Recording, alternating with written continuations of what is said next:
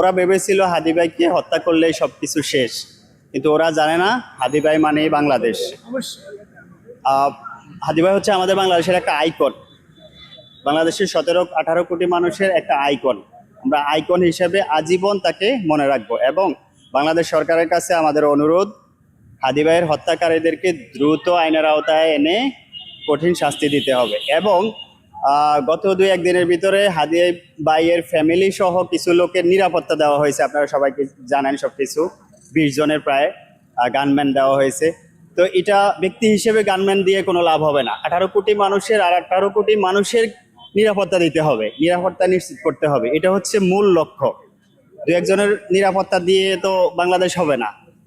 সরকারের কাছে অনুরোধ জানাবো, 17 কোটি মানুষ, 18 কোটি মানুষ সবাই যেন নিরাপত্তা পায়, এরকম একটা বাংলাদেশ আমাদেরকে উপহার দেওয়ার জন্য আমরা অনুরোধ জানাচ্ছি। আপনি কি মনে করেন এই সরকারের আমলে হাদির বিচার করা সম্ভব হত্যাকারীদের?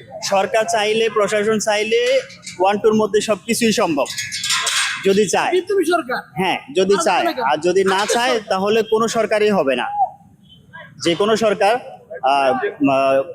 অস্থায়ী সরকার হোক আর স্থায়ী সরকার হোক, যদি তারা চায় তাহলে যে কোনো মুহূর্তে তাদের বিচার করা সম্ভব। এখনো তো হাদি হত্যাকারীর আসল যে খুনিরা তারা তো ধরাছোঁয়ার বাহিরে। জি, তাদের ব্যাপারে আপনি মানে সরকারের তরফে আপনার দাবি গুলো কি?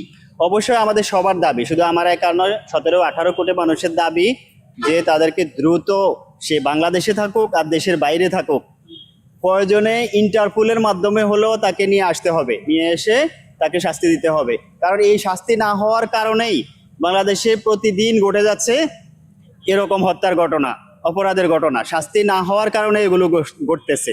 যদি প্রতিটা অপরাধের শাস্তি সঠিকভাবে হইতো তাহলে এই অপরাধগুলো বারবার হইতো না, পুনরাবৃত্তি হইতো না।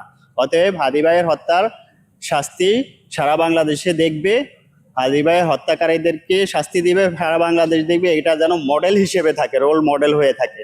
এটা সরকারের প্রতি আমাদের অনুরোধ।